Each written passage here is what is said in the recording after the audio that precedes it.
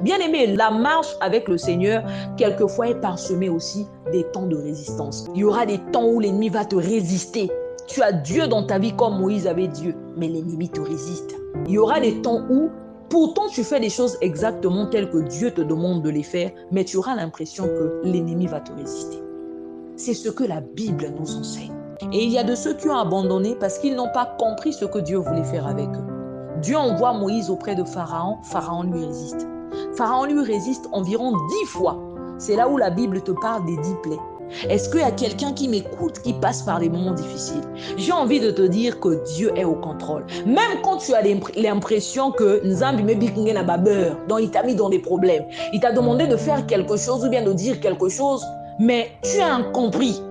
Tu as comme l'impression qu'on ne te comprend pas et tu te retrouves dans des problèmes. Bien aimé, Dieu ne peut pas se tromper. Certes, les voies de Dieu sont incompréhensibles, mais Dieu ne peut pas se tromper.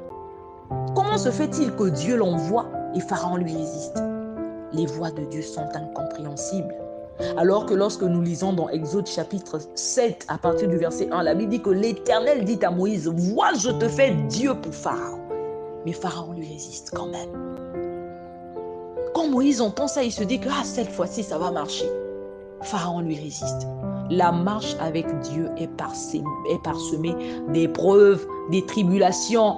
Il ne te résiste pas parce qu'il est plus fort que toi. Il te résiste parce que Dieu veut manifester sa gloire au travers de ces épreuves. La marche avec le Seigneur bien-aimé, les voies de Dieu sont incompréhensibles. Moïse dit, depuis que je suis allé vers Pharaon pour parler en ton nom, il fait du mal à ce peuple et tu n'as point délivré ton peuple. Donc Moïse a comme l'impression que non seulement Dieu lui met dans des problèmes, mais il a comme l'impression que Dieu fait du mal à ce peuple. Il ne comprend pas les voies de Dieu.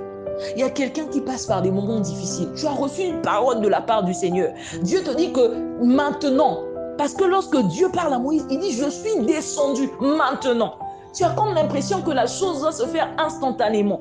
Quelquefois, lorsque Dieu te parle, même lorsqu'il te donne une parole, il te donne une promesse, tu as comme l'impression que c'est quelque chose qui ne tardera pas à arriver.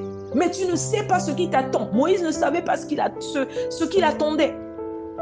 Il arrive, il manifeste les signes que Dieu l'avait demandé de manifester devant Pharaon. Il transforme son bâton en serpent. Pharaon appelle ses magiciens, ils reproduisent la même chose.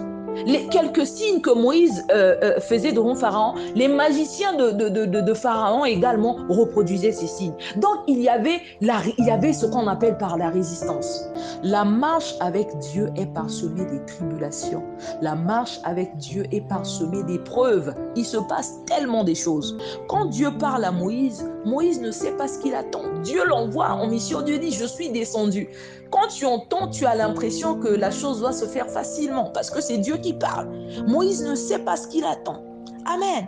Il dit, je suis descendu pour le délivrer de la main des Égyptiens et pour le faire monter de ce pays dans un bon et vaste pays, dans un lieu où coule le lait et le miel, dans les lieux qu'habitent les Cananéens, les Essiens, les Amoréens, les Phérésiens, les Éviens et les Jébusiens. Il dit, voici les cris d'Israël sont venus jusqu'à moi et j'ai vu l'oppression que leur font souffrir les Égyptiens. Il dit, maintenant va, je t'enverrai auprès de Pharaon, tu feras sortir d'Égypte mon peuple, les enfants d'Israël. Quand Dieu parle là, Moïse ne sait pas ce qu'il attend.